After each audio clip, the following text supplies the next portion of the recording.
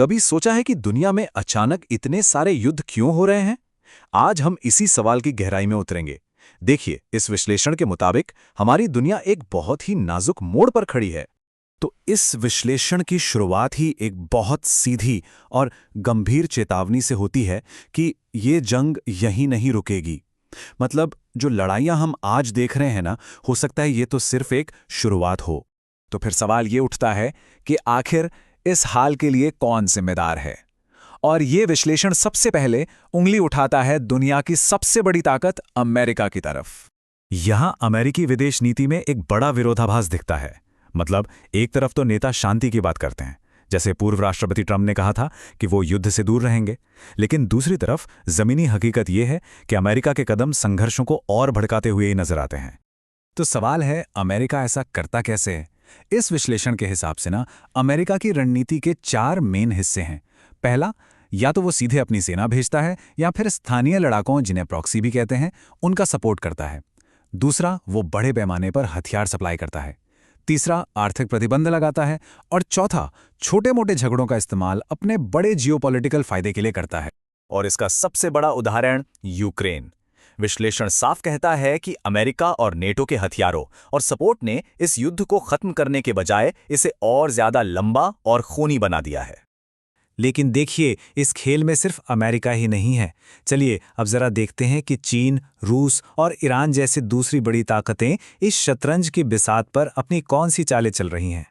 तो सबसे पहले बात करते हैं चीन की। शी जिनपिंग के नेतृत्व में चीन, कह सकते हैं कि एक बिल्कुल अलग ही खेल खेल रहा है।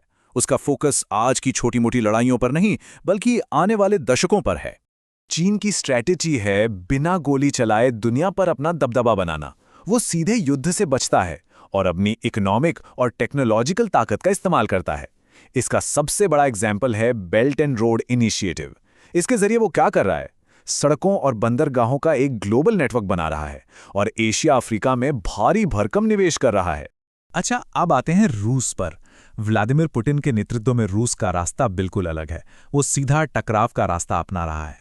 रूस वो सीधे सीधे वेस्ट को चुनौती दे रहा है। उसके लिए यूक्रेन की जंग सिर्फ जमीन का एक टुकड़ा नहीं है, बल्कि ये उसके वजूद की लड़ाई है। और वो अपनी मिलिट्री पावर के साथ साथ गैस और तेल जैसे ऊर्जा संसाधनों का इस्तेमाल एक हथियार की तरह कर रहा है।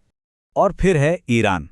अयातुल्ला अली खामेनी के नेतृत्व में ये देश सीधे मैदान में नहीं उतरता, बल्कि पर्दे के पीछे से अपना खेल खेलता है। मतलब ईरान डायरेक्ट लड़ाई नहीं लड़ता, वो प्रॉक्सी का इस्तेमाल करता है। यानी स्थानीय लड़ाकों के ग्रुप्स, जैसे लेबनान में हिजबुल्ला या यमन में हूती, उनको हथियार और पैसा देता है। और इसी तरह वो अपनी विचारधारा फैलाता है और पूरे मिडिल ईस्ट में अपना असर बढ़ाता है। अब इतने सारे कॉन्फ्लिक्ट्स को देखकर जाहिर है एक बड़ा सवाल मन में आता है कि भाई, शांति बनाए रखने के लिए जो संस्थाएं हैं, जैसे कि यूनाइटेड नेशंस, वो आखिर कर क्या रही हैं? और सच तो ये है कि यूनाइटेड नेशंस आज लगभग बेअसर हो चुका है। इसकी सबसे बड़ी कमजोरी है सिक्योरिटी काउंसिल में वीटो पावर। इसका मतलब सीधा सा है, 5 बड़े देश, अमेरिका, रूस, चीन, फ्रांस और ब्रिटेन, इनमें से कोई भी एक किसी भी प्रस्ताव को अकेले ही रोक सकता है। और बस इसी वजह से जब कोई बड़ी ताकत किसी जंग में शामिल होती है तो यूएन कुछ नहीं कर पाता। लेकिन इन बड़ी बड़ी स्ट्रैटेजीज और पॉलिटिकल गेम्स का आम इंसान पर क्या असर होता है? चलिए अब बात करते हैं युद्ध की असली कीमत की। ये कीमत चुकाई जाती है इंसानी जिंदगियों से। इन युद्धों की वजह से लाखों लोगों को अपने घर छोड़ने पड़े हैं। जरा सोच कर देखिए, लाखों परिवार जिनकी कोई गलती नहीं, वो बेघर हो गए हैं। और इसका असर सीधा हमारी जेब पर भी पड़ता है।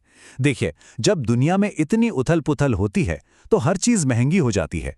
खाने पीने से लेकर पेट्रोल डीजल तक। ये जो बढ़ती महंगाई है ना, वो इन्हीं लड़ाइयों का नतीजा है। तो कुल मिलाकर युद्ध की असली कीमत क्या है? अनगिनत बेगुनाह लोगों की जानें गई हैं, जिनमें सबसे ज्यादा बच्चे, महिलाएं और बुजुर्ग हैं। पूरी दुनिया में खाने पीने और एनर्जी का संकट खड़ा हो गया है और इसका सबसे ज्यादा बोझ उठाना पड़ रहा है विकासशील देशों को। तो ये सारी बातें हमें एक बहुत अहम मोड़ पर लाके खड़ा कर देती हैं। आज दुनिया एक ऐसे चौराहे पर है जहां से एक रास्ता चुनना होगा। अब हमारे सामने 2 रास्ते हैं। एक रास्ता है ताकत, दबदबे और संसाधनों के लिए एक कभी ना खत्म होने वाली होड़ का, और दूसरा रास्ता है शांति, स्थिरता और इंसानी जिंदगियों को बचाने का। और इस विश्लेषण की सबसे बड़ी चेतावनी यही है कि अब देश डिप्लोमेसी या बातचीत से नहीं बल्कि अपनी मिलिट्री पावर से बात कर रहे हैं। और ये कोई छोटी-मोटी लड़ाइयां नहीं हैं, ये एक बड़े ग्लोबल कॉन्फ्लिक्ट की चिंगारियां हो सकती हैं। तो आखिर में एक ही सवाल बचता है, अगर दुनिया के लीडर्स ने सही और नैतिक फैसले नहीं लिए तो आने वाले साल कैसे होंगे? ये एक ऐसा सवाल है जो शायद आने वाले कई सालों तक हमारे जहन में गूंजता रहेगा।